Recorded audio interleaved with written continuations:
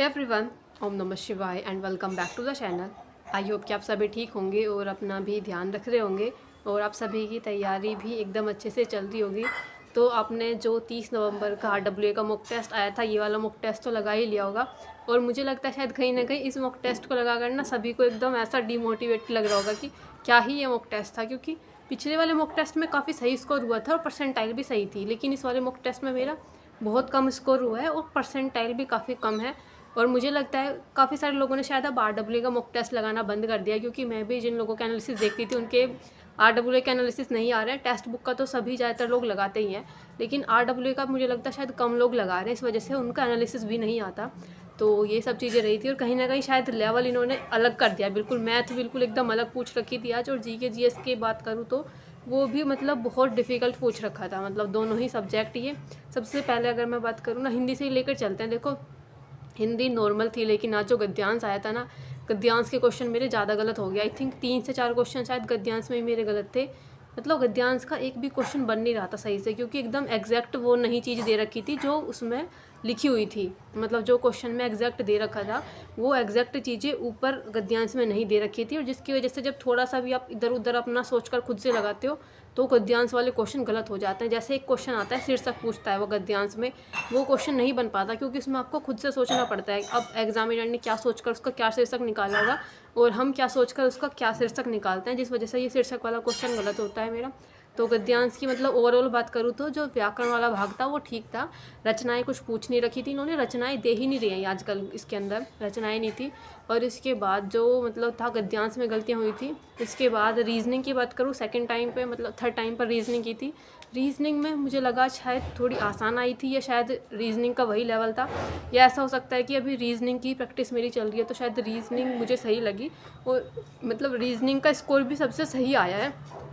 लेकिन एक चीज़ थी, रीजनिंग के भी ना कुछ क्वेश्चन ऐसे थे जिनमें काफ़ी ज़्यादा टाइम लग जा रहा था, मतलब पूरा सोल्व करने पड़ रहे थे।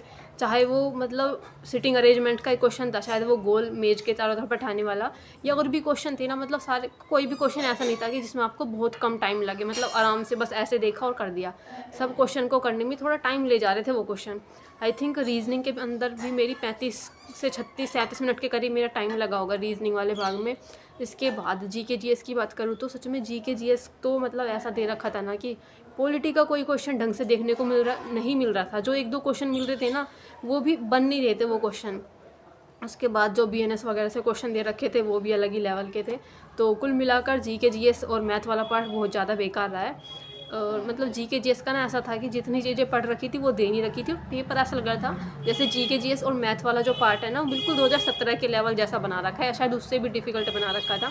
तो GK GS में गलतियाँ हुई, उसके बाद मेरी जो गलतियाँ हुई थी वो हुई थी मैथ वाले पार्ट में, काफ़ी गलतियाँ हुई थी। अब बात करते हैं मैथ में, तो मैथ का लेवल कैसा था।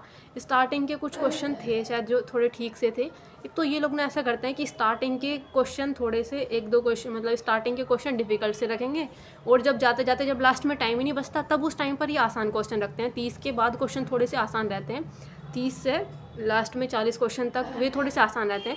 लेकिन वहाँ तक जाते जाते ना इतना टाइम कम बचता है कि फिर वो क्वेश्चन भी ढंग से नहीं हो पाते, और स्टार्टिंग के जो क्वेश्चन रख देंगे वो इतने डिफिकल्ट से रख देते हैं कि उसमें ही टाइम आपका वेस्ट हो जाता है, और लास्ट के जो आसान क्वेश्चन रहते हैं उनके लिए भी ढंग से टाइम नहीं बच पाता। तो मैथ मुझे आज बहुत ज़्यादा टाइम टेकिंग लगा, और कहीं ना कहीं शायद कुछ क्वेश्चन तो थे भी ऐसे जो मतलब बहुत ज़्यादा टाइम मांग रहे थे। एक वो ब्याज वाला क्वेश्चन था, 8 माह का चक्रवृद्धि ब्याज था, और एक था शायद वो शंकु वाला क्वेश्चन था एक जिसमें, और कुछ क्वेश्चन तो इस वजह से गलत हुए, उनका फॉर्मूला याद नहीं आ रहा था। जैसे कि मैथ में क्वेश्चन आया था, चाप वाला क्वेश्चन था, उसमें त्रिज्या दे रखी थी और उसमें चाप निकालना, चाप की लंबाई दे रखी थी, और शायद उसमें कोण निकालना था कि कितने डिग्री का कोण बनेगा। तो मेरा फॉर्मूला याद नहीं आ रहा था, वो एल वाला जो फॉर्मूला बनता है, तो इस वजह से वो क्वेश्चन नहीं हुआ। कुछ क्वेश्चन तो ऐसे ही थे जो मतलब फॉर्मूला बेस्ड थे, लेकिन फॉर्मूला याद ना रहने की वजह से गलत हुए।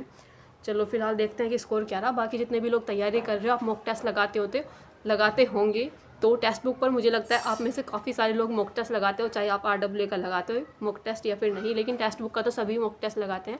फिलहाल बात करूँ तो टेक्स्ट बुक पर मॉक टेस्ट के लिए ऑफर चल रहा है, तो आप सभी जाकर इसको परचेज कर सकते हो। लिंक मैं वीडियो के डिस्क्रिप्शन बॉक्स में लगा दूँगी। AY12 कूपन कोड यूज़ कर लेना, आपको अच्छा खासा डिस्काउंट मिल जाएगा। इसकी अगर मैं बात करूँ तो मुझे लगता है ना कि सबसे बढ़िया रहता है एक पास ले लेना, क्योंकि देखो जो फ्री मॉक टेस्ट मिलते हैं आप सभी को पता है, टेक्स्ट बुक पर जो सैटरडे का अल्टीमेट मेगा मॉक टेस्ट आता है वीक में एक ही आता है, लेकिन अगर आप पास ले लेते हो पूरा ईयरली पास होता है। ये मैंने लास्ट टाइम लिया था, दिसंबर में लिया था, मेरा अभी तक चल रहा है, वही पास चल रहा है मेरा। शायद 15 दिसंबर के आसपास मैंने पास लिया था, 350 या 370 कुछ में मुझे उस टाइम पर पड़ा था ये।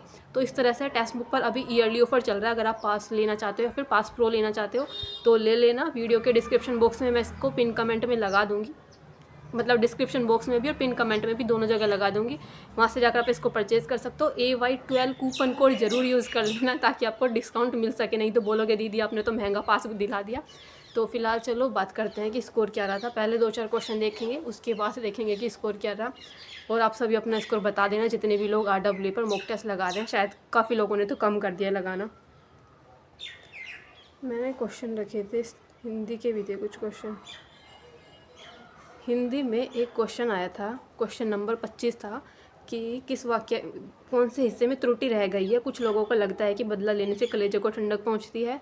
ये क्वेश्चन में मैंने लगा दिया है कि को ठंडक पहुंचती है। मुझे लगा कि ठंडक मिलती है आएगा, पहुंचती है नहीं आएगा। तो इसमें यहाँ पर की गलत लिखा हुआ था और सही बात है, इस पर इधर वाली मात्रा आनी थी। तो ये क्वेश्चन मेरा गलत हुआ था हिंदी के अंदर। टाइम देखो 24 सेकंड का इसमें टाइम लिया था करने के लिए। और एक रीजनिंग में क्वेश्चन था, क्वेश्चन नंबर 4 की 26 जनवरी 2012 को सप्ताह का कौन सा दिन था। ये क्वेश्चन मेरा गलत था। और इस टाइप के क्वेश्चन में ना गलतियाँ पता नहीं हो ही जाती हैं जब इसमें सिर्फ सीधा दिन निकालने के लिए पूछता है, जब कुछ भी टाइम नहीं दिया जाता है कि इतने दिन बाद क्या होगा, इतने दिन पहले ये था तो अब कितना होगा। इस टाइप के क्वेश्चन ना गलत हो जाते हैं। चलो फिलहाल बात करते हैं स्कोर की। सबसे पहले हिंदी से ही लेकर चलते हैं। हिंदी वैसे आज करने लायक थी, लेकिन मेरा स्कोर नहीं बना है। उम्मीद करती हूँ जिन भी लोगों ने अच्छे से गद्यांश वगैरह की प्रैक्टिस कर रखी होगी, आप सभी का स्कोर सही आया होगा। हिंदी के अंदर मेरे 33 क्वेश्चन सही थे और 7 क्वेश्चन गलत थे। 5 मिनट सही क्वेश्चन को करने में लगे थे और 4 मिनट लगे थे गलत क्वेश्चन को करने के लिए। और अगर मैथ वाले पार्ट की बात करूँ तो मैथ वाले पार्ट के अंदर थे, इसमें 24 क्वेश्चन सही थे और 16 गलत थे। टाइम जो लगा था इसमें लगा था, सही क्वेश्चन जो थे इसमें लगा था 28 मिनट का टाइम और गलत क्वेश्चन जो थे इसमें लगा था 32 मिनट का टाइम। तो आप देख सकते हो मतलब कितना ही बुरा हाल है इसके अंदर। 16 दूनी 32 मिनट से भी ज़्यादा मैंने इसमें ले ली है। मतलब जो गलत क्वेश्चन थे उसके लिए मैंने टाइम लिया और सही क्वेश्चन के लिए 24 मैंने 28 मिनट में कर दिए। तो आज मैंने काफ़ी सारे क्वेश्चन पर ना ऐसे ही टाइम वेस्ट कर दिया ज़्यादा, मुझे लगता है। एक वो चक्रवृद्धि ब्याज वाला क्वेश्चन आया था जिसमें 8 माह का इतना था, तो एक और था शायद शंकु वाला, एक और ऐसे ही मतलब कुछ क्वेश्चन में ज़्यादा टाइम लगा दिया, जबकि वो क्वेश्चन मेरे फिर भी नहीं बने। तो ये रहा था मैथ वाले पार्ट में, तो बहुत बेकार है। और अब मैथ की प्रैक्टिस में ज़्यादा करूँगी क्योंकि रीजनिंग कंप्लीट हो गई, हिंदी मैंने पहले कर ली थी, मैथ और जीके जी सब चलेंगी साथ में। और इसके बाद बेसिक लॉ, कॉन्स्टिट्यूशन, संविधान वाला भाग, इसकी तो पता नहीं क्या ही चिढ़ है मुझसे, इसमें तो नंबर आता ही नहीं है बिल्कुल भी। स्पेशली RW वाले पार्ट में इसमें 21 क्वेश्चन सही थे, 19 क्वेश्चन गलत थे। 5 मिनट सही क्वेश्चन को करने में और 7 मिनट गलत क्वेश्चन को करने में लगे थे। और रीजनिंग की बात करते हैं जिसमें सिर्फ एक ही सब्जेक्ट ऐसा है जिसमें सही स्कोर आया है। इसमें थे 38 क्वेश्चन सही और 2 क्वेश्चन गलत। 28 मिनट सही क्वेश्चन को करने में और 4 मिनट लगे थे गलत क्वेश्चन को करने में। मुझे शायद ऐसा ध्यान था 36 मिनट लगे हैं, लेकिन 28 लगे थे, वो शायद मेरे उसका याद होगा मैथ वाले पार्ट का। तो इसमें 28 लगे थे सही को करने में और 4 लगे थे गलत क्वेश्चन को करने में। स्कोर जो बना था 95 का बना था। अभी देखते हैं ओवरऑल स्कोर। तो ओवरऑल जो कुल मिलाकर टोटल जो स्कोर था ये था 290 400 में से, और 4253 रैंक थी 21,247 में से। 79 परसेंटाइल थी, 116 क्वेश्चन सही थे, 44 क्वेश्चन गलत थे और 72% एक्यूरेसी थी। आज मॉक टेस्ट को करते हुए मुझे ऐसा लग रहा था कि शायद कुछ क्वेश्चन गलत हैं इसके अंदर। मैथ वाले पार्ट में भी लगा था एक क्वेश्चन तो, और शायद कुछ रीजनिंग में भी था शायद, या मैथ में ही था। कुछ क्वेश्चन ऐसे लग रहे थे जिनका आंसर नहीं आ रहा था, मतलब जो ऑप्शन थे उसमें से कोई सा नहीं आ रहा था। तो इसलिए आप बताना कि आपको लग रहा था कि मैथ वाले पार्ट में कोई क्वेश्चन गलत थे क्या। तो यही रहा था मेरा मॉक टेस्ट का स्कोर, ये सभी चीज़ें रही। आप सभी का RW के 30 नवंबर के मॉक टेस्ट में क्या स्कोर रहा, एक बार सभी प्लीज़ बता देना। बाकी इस तरह से अपनी तैयारी करते हो। जितने भी लोगों को टेक्स्ट बुक पर मॉक टेस्ट परचेज़ करने या ईयरली पास लेना है, तो आप टेक्स्ट बुक पर लिंक मैंने डिस्क्रिप्शन में लगा दिया और पिन कमेंट में लगा दिया, वहाँ से जाकर आप इसको परचेज़ कर सकते हो। AY12 कूपन कोड यूज़ कर लेना। तब तक मिलते हैं नेक्स्ट वीडियो में, तब तक के लिए bye bye, take care and Radhe Radhe.